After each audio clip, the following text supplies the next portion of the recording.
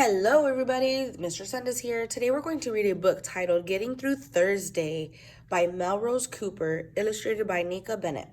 I want you to think about the title of this book, Getting Through Thursday. Thursday is a day of the week, right? I wonder what is so special or important about Thursday. Let's read to find out.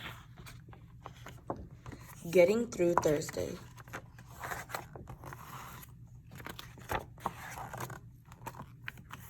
Saturdays we're off to the library and at nighttime Mama is yelling, "Shut those books now, shut those eyes." That's because Sunday is early morning church and then Mama wants our eyes and ears wide open.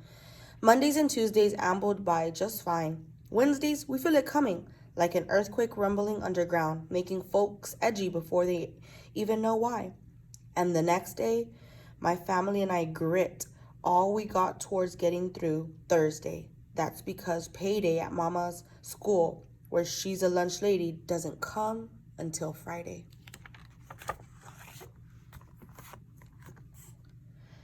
Mama, there's nothing to drink in here. That's my older sister Shauna calling from behind the refrigerator door. Faucet ain't broken, Mama calls back. Shauna frowns and mumbles, but I see her put her face to the faucet and slurp in a huge, cool sip. Ain't no more toothpaste. Now what? That's my big brother Davis, on the way to his girlfriend Tracy's house. Mama swipes the baking soda off the shelf and hands it to him. Told you 100 times you don't need sweet tasting mint to make your smile sparkle. But Davis grumbles through his teeth. But when he comes out of the bathroom, he is sparkling. Now it's my turn. Chatter's hungry. Mama, Chatter's my pint-sized parakeet, throwing an owl-sized fit. Mama opens her handbag and takes out a little plastic packet. Here you go, Andre. Lucky someone left them on a tray, so I've been saving them. Half for today, half for tomorrow. Thanks, Mama. I pour some sunflower seeds into Chatter's dish, and for the rest of the day I hear him chirruping like a robin after rain.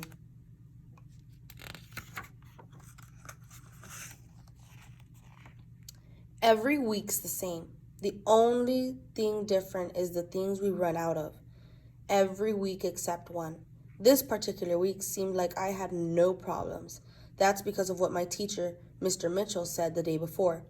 Told us there were 2 third graders, made the honor roll, and looked right at me and Trisha Thomas with a big wide smile when he said it. I couldn't wait. Report cards come in tomorrow's mail. Beginning of the school year, Mama had said, any of you gets honor roll, we'll drop everything and throw a royal party. At night, I glanced at the calendar. Then I blinked, thinking maybe I read it wrong.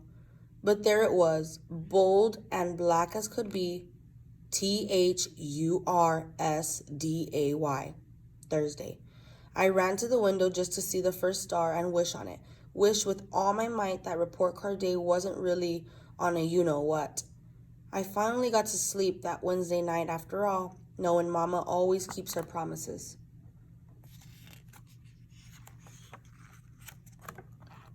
All next day, I was jumping out of my skin, wondering about when Mama would open her mail. I raced home from school, and there they all were, our report cards. I put mine at the bottom of the mail stack. Every minute crept by, slow as a wounded snake. Finally, Mama noticed the mail. I held my breath. She sighed at the gas bill, made a tsk with her tongue about the junk mail. And then she said, report cards. She opened Davis's first. Improvement in English, good, she muttered. But what's this? 2 science papers not handed in? I'll get to him, Mama, Davis said. You'll get to them now, she said. But first, call Shauna. Yes, ma'am, David grumbled, grabbing his backpack. Wow, Mama said to my sister. 89.4%. Almost honor roll. You did good, really good. Whew. For a second, I thought Shauna had beat me. Suddenly, Mama was saying, Andre, Andre, Andre. She scooped me into a hug dance and whirled me around the living room. You did it. You did it. A whooping 90.3%. Shauna hugged me right along with Mama. Me and Davis, we did our 5-part handshake. After a while, everybody calmed down and Mama continued making spaghetti supper. Shauna started shrieking. My blush fell in the toilet. Now I ain't gonna perk up my cheeks. Ain't that why God made fingers for pinching color into them? Mama asked, salting the sauce. And what am I supposed to do about my bandana? Dress rehearsals tomorrow, Shauna went on. She was a West African woman in a play and she needed a head wrap. Use a towel for now, Mama said, and be thankful the real play isn't until Saturday. Shauna stomped and slammed the door, but later I saw the zigzag towel sticking out of her backpack. Davis was out of loose leaf paper. Shauna ripped a sheet from her tablet. Here, do your math on this. It's supposed to be loose leaf, David said. I looked through our junk drawer and fished out the hole puncher. Mama smiled and grabbed the paper. Cha-ching, cha-ching, cha-ching, the puncher went. There you go. Happy now, she said. Davis shook his head, looking at the punched out paper. He couldn't hide his smile, and soon we're all laughing, and his math did get done. But little by little, my frown took over.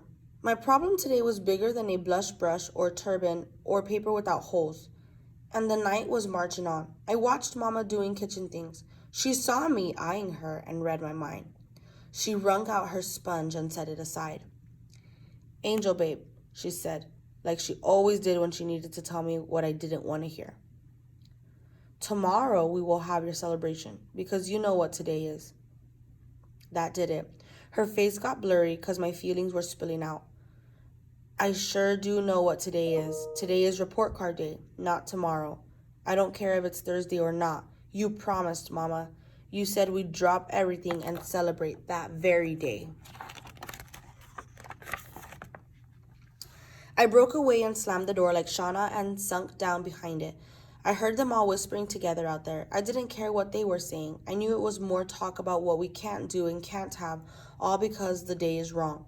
I thought about taking every calendar in the whole wide world and crossing out the Thursdays, as if that was going to change things. But sometimes that kind of daydream turns the anger into something else, and pretty soon it's not as bad as a minute before. You're right, Andre, Mama said as she opened the door. Report card day is today, even if it's a you-know-what, and we should be celebrating like I promised. Now, mind you, this is a dress rehearsal, but it's the best we can do today. Then Mama and Davis and Shauna broke into a happy report card day to you chorus. Shauna held a pretend plate and set it on the coffee table.